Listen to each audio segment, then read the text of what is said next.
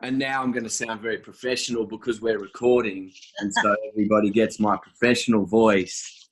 Hello and welcome to y'all. I think most of the people on here will have a pretty good idea of what's going on and what they're doing, which is cool. So let's not. John, welcome. Hello, hello. How you going, man? Nice.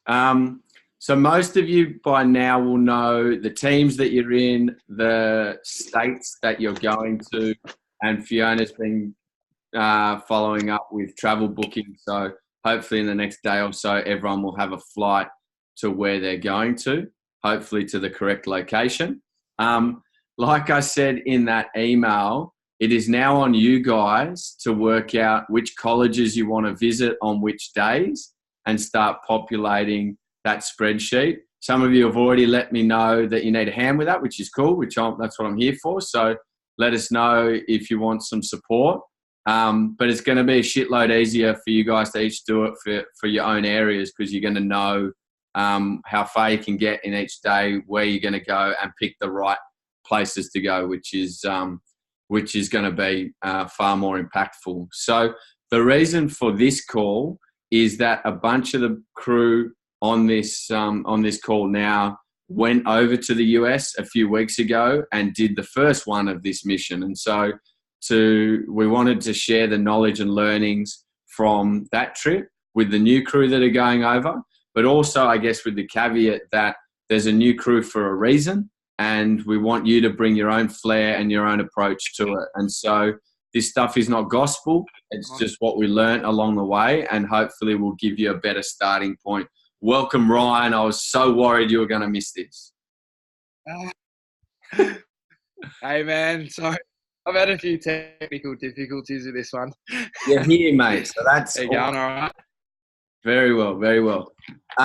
So let's jump into it. Essentially, it is a very rough idea. On each day, you're going to rock up to 3 or 4 different college campuses, and your aim is to try and find the potential one person that's going to change the world, which is an easy job, isn't it, Brendan? So Brendo, with the help of Lucy, is going to talk through the approach that they took based on their examples for what they did when they got to colleges, and how they tracked down that world changer. Over to you. Okay, gang. Everyone on mute if they could. Thank you. So the deal is, I think foundationally, it helps if you understand that each college, whether it be 100 kids at that college or 50,000 students at that university, and that's a hot tip, college and university, interchangeable words for tertiary education. Once you land in that place, it just needs to start that there's a belief that there's someone who wants to change the world and comes from a marginalised background within that place. So they're there somewhere. And I mean, it's a pretty fair, I think it's a pretty fair assumption that within every campus that we visit, there's someone that wants to mobilise a mentoring program out of there. Like, it's fucking, like, that has to be the case. Like, 50,000 students, there has to be one game changer in there. 1,000 students, there's still going to be a game changer in there. How do we find it? I think there's a couple of practical things you can do, but I think it starts with that belief that there is someone in there. How are we going to find them? Well, we'll do anything it takes to find them. You play to your strengths, obviously. Did you want to talk about like the specific places? So when we started going, we realised through time that there's diversity offices. So you can go to the diversity and community outreach offices. So they've already got students who already work like within communities, usually have the same idea of this stuff. And then we also started noticing like just like study abroad offices. But I found when Brendo and I went that the community outreach and diversity officers really we found a lot of the good students and like found people who had connection to those students so we could hunt them down on the day. Yeah, thanks, Leif. So that was number one on my list. Yes, diversity and community officers. That's a very general thing that every university and college has. A university a community and diversity engagement office. The second thing is student government, or otherwise known as student presidents. They're generally the people that know everyone who wants to do anything outside classroom work at uni. So they're people that have rubbed shoulders with our scholars and usually do it on a daily basis. So with those two places, you're starting really strong to find that one or two people that we alluded to at the start. From there, how you do it, just play to your strengths. That would be my advice. Break rules, kick down doors, don't get arrested, and do anything you can to get there. And I'd add, like, we even went in sometimes, just went to the admin building and we're like, just straight away try to talk to the president or the CFO or someone and, like, just talk to those top dogs. So I think we had, like, one actual interview, like one meeting scheduled, and everyone else, we just knocked on the door and we're like, hey. And then that's where we got those universities saying that the university as a whole would find a hooded scholar who they thought was appropriate as well. So I think that's also really good as well, to go to the admin and try and, like, just talk to the top dogs and talk to them and kick down their doors. So that was also something that was pretty good in my eyes. Just on that point, Leif, you guys would have received an email yesterday from Jack about the doco and targeting the chancellors or the president. So Jack's going to speak to that in more detail on Friday. So we'll have more of a conversation there. Brendo or Leif, was there anything else on that you guys wanted to mention? Just to summarise, there's a scholar in there, diversity unit, student government unit, president's office. Those three things, especially with Jack's recent email, those three places are our targets. You're most likely to find your scholar in the diversity office or student government. I strongly believe you can get the 4 colleges and find those places, and you win up in each place per day if you're efficient and have got some guts. Awesome. Thanks, guys. The next sort of thing I wanted to talk to was around actually having those conversations and how you share your story, and how you know when you need to keep going further to get to the point where that person's going to sign up, or whether you know that you're just knocking on a door that's not going to open and you cut your losses and move on. Tom Wensley or Nate, or do you want anyone else there want to jump in? Can't remember who I asked to do this. I can jump in. So I think one of the key things is just that language of opportunity piece. So, you know, how you present the opportunity is really, really important. I found that the free trip to Australia made you look like a scam artist, and that actually just saying I'm here to offer an opportunity, to change the world actually was quite an impactful sentence. Perhaps you got to tailor it a little bit depending on the audience. So if it's an admin person, I'm here to change the world, it might just look at you a bit blankly. If you're pitching to a student directly, maybe not. And then the other thing I just want to tack on to the end of Brendo's is this, along with the things that Brendo pointed out, which are perfect, the other organisations, depending on the uni, might be like your student organisations, like your Black Student Union, your African American Student Union, or your Indigenous Centre if you're up in parts of the states that have reservations. That they will have an Indigenous unit similar to what we've been to as well. So I'd throw that into the mix as places to go. And then, just in terms of the other thing I'd say is, like, when you've had that no, or that's particularly with the admin, or, you might have gotten up to a decision maker and they're not interested, or they were concerned about what we're there to talk about, then just like go directly to the students. I think at that point, it's about getting into the libraries, the cafes. The Collegial had a great example of that at a place called Bismarck College, where everything had failed, and then we just set up the laptops, bought a couple of coffees, and just got talking, and then we had a great experience. So frame the message, think about the audience you're speaking to. I think, be prepared to tell your own story. But I think that the big thing is, this is an opportunity for your students, or this is an opportunity for you to step up and do something meaningful. This program's been running for 15 years. It's proven, tested, tried, and now there's a chance for you to step up and bring this here. Come out to Australia, learn about the program. So that's really powerful. I think that's the best way to do it. Thanks, Tom. Blake or Nate, or Shawnee, anyone want to add anything about that conversation, about those telling the story, I guess? Yeah, I can jump in. I think it's good to have a one-liner for when you meet like the receptionist of like the president or the dean, because we found that we spoke to more of the like personal assistants or the receptionists of them like a lot of the time than we did the deans or the top dogs. So like a one-liner for them is, hey, we're from Australia. We've come to meet the president of your university.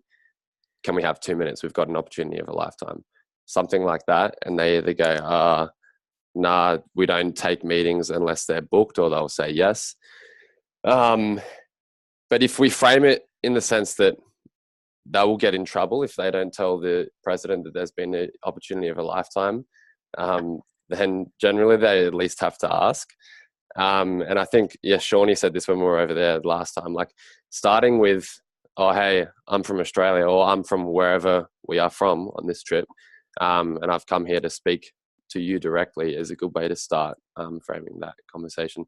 Another thing is like, there's all these tips, and I think like Shorgs alluded to this, but like we're definitely going to fail and fully embrace that. Like there's going to be conversations when we're going to go like, shit, I don't know what I'm saying, blah, blah, blah, a little bit of verbal diarrhea, and then you walk away sort of like maybe it's gone wrong, but like that's a good thing. So I would say, because it needs to be a human connection, like we don't want to have pitches that are completely like fine-tuned so that it sounds like we're robots talking. Like everything's going to be different when it's in the moment. So I think the main thing is make sure like that personal connection is there.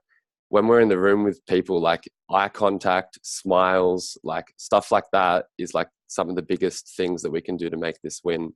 And then be yourself. And then fully what Tom was saying, like stories, I found once we got past the pitch of what it was, people like genuinely wanted to know what Sharice's story was and what my story was.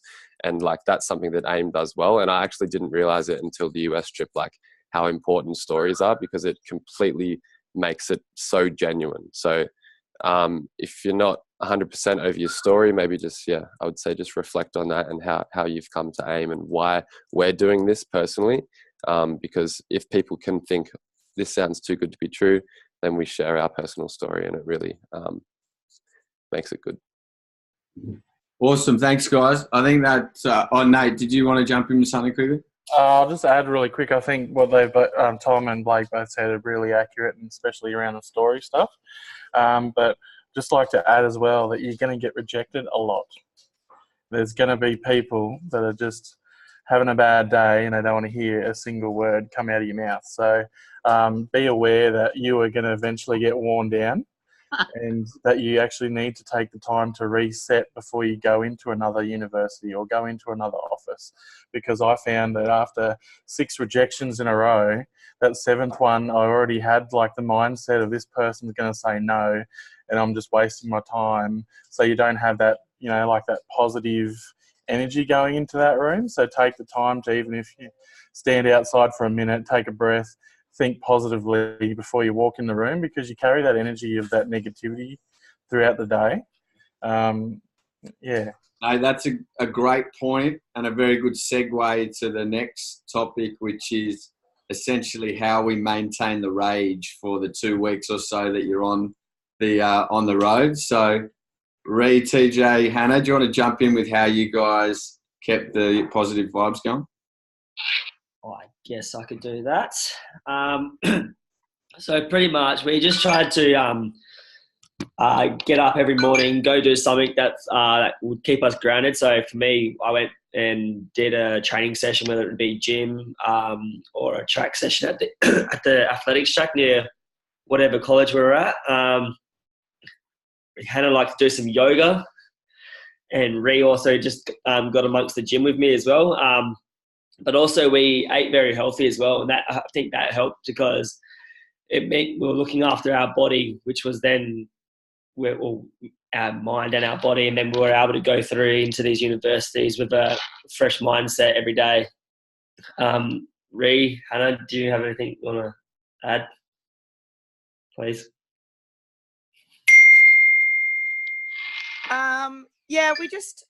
I guess we, like Nate was saying, we just tried to compartmentalize each experience a little bit. So if we went into somewhere and we got knocked back, we just didn't really, we tried not to take it personally and just kind of like laughed it off and went to the next opportunity, so that hopefully we could gravitate to something a bit more positive. And we did some like really long drives and stuff, and I guess there was 3 of us in the car, so it's more helpful. But I don't know, you can kind of just like get around each other and pick each other up a lot, and just make sure that you're like managing each other's energy levels a little bit too, like give each other space when you need it, and pump some like positive vibes into like the actions of one another when you're on the road too. Like if you can see somebody's hurting a little bit from a rejection, you can always give them some good feedback about it, and those things really help. Like they seem really nonsensical and or like they might not matter, but they actually do make a big difference when this is your day in and day out. Awesome. Ree, sorry. Yeah, I think just adding on to having a bit of banter with your mates while you're out there. As Hannah said, you get rejected so much throughout the whole 2 weeks that it's literally just funny to laugh it off. Like, we took the Shawnee approach by the end of it and was just like, well, do you have a plane? No, you do not. We have a plane. So, just have some fun with it. Like, enjoy yourselves. People are drawn to you if you're having a good time and if you genuinely want to be there. And if you're having some banter with your mates, they want to be involved. So, have some fun with it. Look after each other and pick each other up. Unreal. Thanks, crew. And just on that as well, we could share that across the whole team as well. There'll be a Slack channel that we'll all be on that we can share stories, funny things, sledge each other if it's appropriate. And then there'll be a daily check-in where we'll all get together and share those stories, those wins, those highs, those lows. Now over to the new crew. We've got about 10 minutes or so just to ask any questions that you want. The floor's open. I've got 2 questions. Has anyone tried, like, I know the spontaneous approach is amazing, but has anyone tried like pre-calling any of the unis and saying, we want to book in a 5-minute, we're coming from Australia, we want to book in a 5-minute meeting with the Chancellor or the President, and actually scheduling anything? Yep. And it went really well. And they showed us to some good students. But it's just getting that meeting sometimes can be really hard. But I think it's worth the time as well. Like if you got in the afternoon or in the night, if you're not at a campus, you just sit down and pump that out. But we did that at Wiley College and it worked out really well for us. She found us 4 really strong candidates. We interviewed them there on the spot and it worked out really well. Okay, because I think with that Trojan story that Jack's got, there's a good kind of story around that. There's 2 ideas that I have, which I want to welcome anyone kind of into as well. We've got a massive I Love Life page, and Jack said that we could use that social media channel. So I'm going to put a call out to anyone that's connected to any of the presidents or chancellors in any of the cities that we're going to, and try and get a one-on-one introduction. So if at some point, Sam, I can get a list of like all the places that we're going to, or even a map or something like that, I'm going to put that out there and boost it, so that, because I think if you can get these one-on-one introductions, it's like so much better. If someone's saying they're coming all the way from Australia, I know them, I've seen them before, or something like that. The other question that I had for the people that had done it, a friend of mine, a couple months back, we did this like free advice thing in Bondi, and we started by going up to people and asking them like if they had questions for us. Like it was kind of a like self-development thing. But then what we ended up doing was just sitting with a sign, and we had so many more people come up to us and ask us questions and everything like that. So one of my ideas was in the unis of like having a sign like, tell us your greatest story, tell us how you want to change the world, and actually like sitting in the canteens. But I just wasn't sure, for those of you that have been in the unis, if like, I don't know what the rules would be on getting kicked out if we kind of sat there, and how long you stayed in some of the unis for. But because what I find is, and I've done loads of big festivals. On that, Kyla, sorry to jump in. I think, Shawnee, did you try something like that? Yeah, so good to see you, John Espinal. So I'm going with the New York vibes here. That jumper is fire, baby. Good to see you, brother. yeah, so when you go to America, as we've all been, there's a lot of like, I guess, circus or acts going on at every college. So NYU, for example, they had like a guy juggling, a guy on like a little bike, 3 bands. So what I did, it's quite funny actually. Everyone thinks Australia is so far away, which it is, but Australians being travellers, we just get on a plane and go there. So I just printed a massive poster that said free trip to Australia and just sat like in the colleges, like when I was having no luck. And that was like the draw card, because everyone, like when you get there, for anyone that hasn't been to America, they absolutely love us Australians. So anything around the Australian, if you can juggle, like if you've got some sort of special talent that sort of catches someone's eye, like America's a massive hustle. Everyone on the corner is trying to hustle with some sort of act. So if you've got some, you know, if you can sing, like just start singing. Yeah, so I think you're spot on there with your thought process. So, Kyla, was there a second part to that question, which was how do you know when to move on? Well, it was more like, well, I guess if they're chasing me out, I'll run. Anyone got advice on when they pulled up stumps and left? When you've got a winner, move on, maybe. So that's a question. So we only need one from each uni or college, don't we then? So if we've got one epic one, we want to move on. Okay. Correct.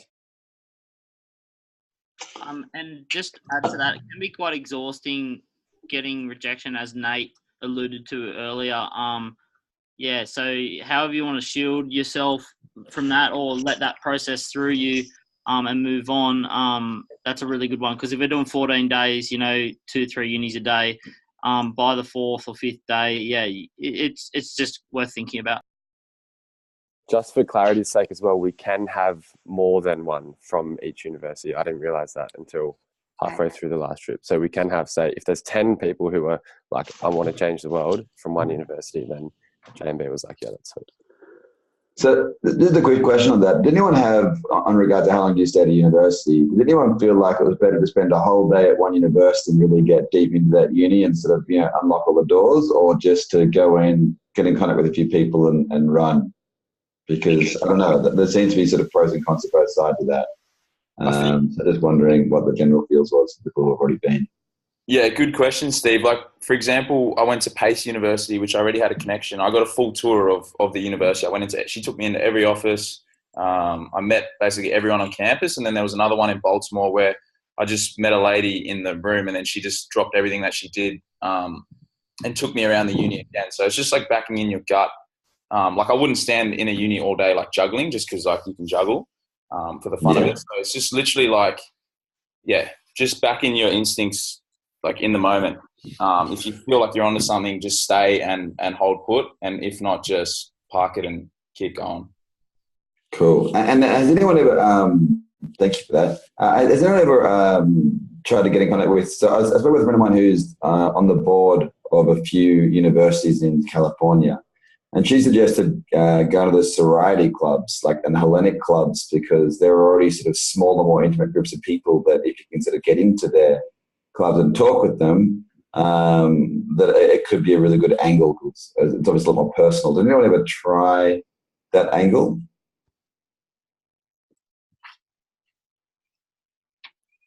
Is that the same as clubs and societies, or? It's like, like in the movies where you see them like the Alpha, Beta, Omega club or whatever, like whether they go in there, they might all like love, I don't know, paper airplanes. I've got no idea, but like they often live in that same sorority, or they all socialize together, they all party together. And she actually suggested going to their parties. I'm not saying that everyone just go to parties all the time, but that it's a place where you guys, I presume, would all sort of get along very naturally with people and be able to talk and have pretty intimate conversations and connections with people. So that was just a suggestion she had. I don't know if anyone had tried it. Yeah, I ended up in Columbus, Ohio, in like the college campus. And you're right, Steve, like there was literally 30 or 40 houses of people just partying. There was a 100,000 people football game there. So yeah, if you can get in, like obviously it's really tough to get into the house. Like that was probably my day where I met the most people on campus. But in terms of like actual, I guess, fruits from that day, like at the time it felt awesome because I was meeting everyone. But because it was that college, like chill out scene, I was in the house, they were all playing PlayStation. Nothing sort of came out of it. Cool. One day. Awesome. so time for one more question, and then there'll obviously be more time to chuck things online. But anyone got anything burning they want to get out to this crew? Yeah, Before you guys go ahead. for me to be in a meeting and not say anything. So, g'day everyone, and hello new people who I'm yet to meet. My name's Viv. I used to work at AIM for 9 years, and I'm relishing the opportunity to get involved here. My question is there an existing list of contacts of people that we want to chase up? And I imagine that with the breadth of areas that we're all going to be going to, like someone might be in California and get a lead for someone down in Alabama. Was there a way that you guys shared those sort of leads? Does that happen in the daily meetings, or is there somewhere to write these down, or just email people directly? That's kind of my question. Is there an existing base of people who we want to touch, or organisations?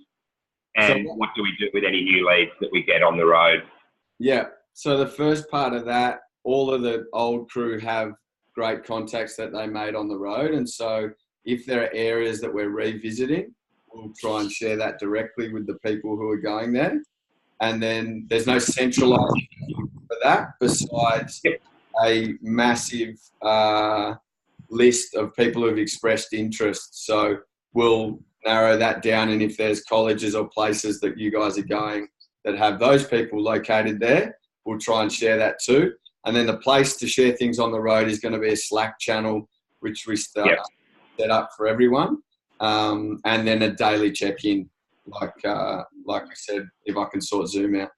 And Viv, I'll just add there that a bunch of those EOIs are going into Airtable, so there is a place that we're sort of filtering through the list and keeping an eye on who's engaged and who's moving forward to the next place. So that should be pretty familiar to you. Yeah, and I guess it's like Steve said, you could go 6 one way, half a dozen the other. Is the goal, I guess, for these travellers going in round 2 to engage entirely new audiences and contacts? Or let's say there's someone who's already put an expression of interest in from an area in college that we didn't get to last time. Should my top priority be going to meet those people? Or is it are we after all new expressions of interest? No, if there's warm leads, we'll be trying to get them into good applications with you on the ground. So there'll be some people who've started the process who need a hand speaking to a school or speaking to a college. You'll go to help them with that, because we've got 2,500 expressed of interest, but only a handful of applications, and that's really what we need. So we'll use those warm leads definitely. Cool. Ryan, did you want to get in with something there before we wrap it up? Yeah, just hi everyone. Pretty excited to be a part of all this. Lost a little bit of sleep over it actually, just thinking about trying to run through scenarios. But I'm just keen to hit the ground over there running with whoever I'm with, and really make something out of it. So I'm looking forward to it. Awesome. We're all bloody excited. John, sorry. Oh, you're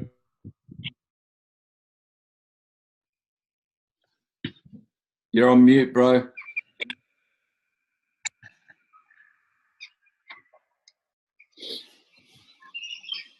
Nah, not on mute, but we still can't hear. It's off mute.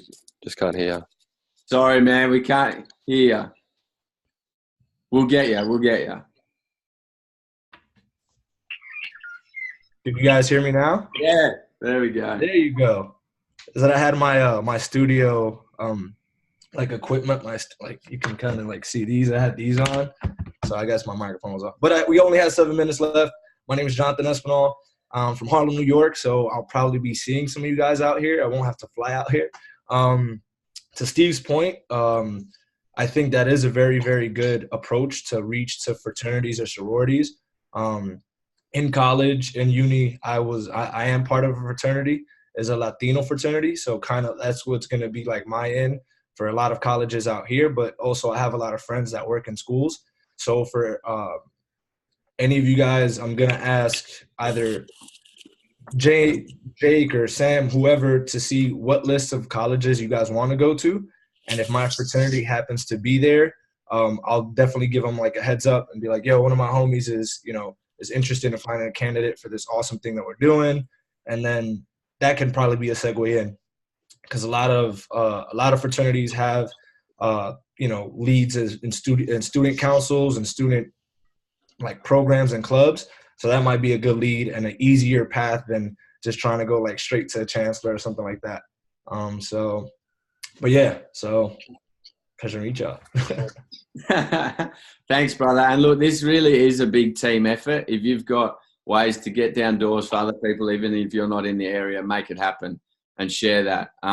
Once we get that Slack channel set up, I'll make sure everyone's got theirs. Ella's put together an awesome toolkit which has the links to the videos, email templates, that sort of stuff, so you've got the details.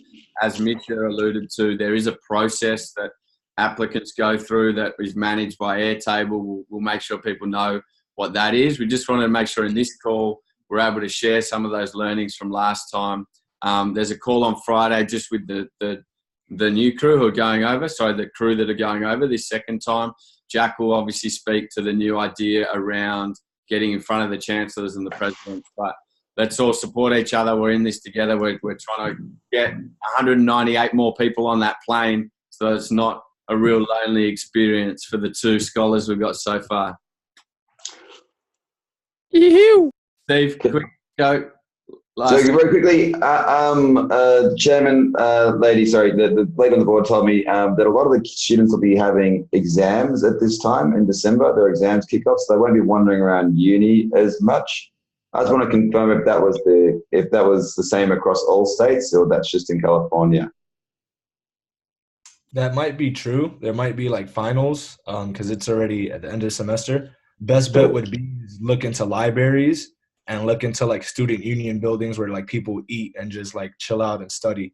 Because I know for myself, I fucking lived in a library every day that I had finals. So the best bet would be to go to any student union building or to a library because you'll have access to that super easily. You won't have to talk to anyone or need an ID really to get into. It's probably a library you do, but that depends on the schools, but I highly doubt it. Cool. And my last question is, she also told me that between public and private universities, that public universities, you can just walk straight onto the university, but private universities, you need an invitation. Is that right? Nah, kind of. I mean, like if you're not in a car and it's not nighttime, they're not going to be checking your ID like during the daytime. Steve, you can get yourself into anywhere, brother. Don't tell me. Yeah. No, I'm just wondering for just for everyone else, just in case you get there and you're like, all right, driven like 3 hours to get here, and it's like, what do you mean, what are you on? Be a ninja, bro. Yeah. Brendo's got a good story about that he can share at a later date, because I'm going to wrap this up just because we're already 10 minutes over. Apologies for the late start.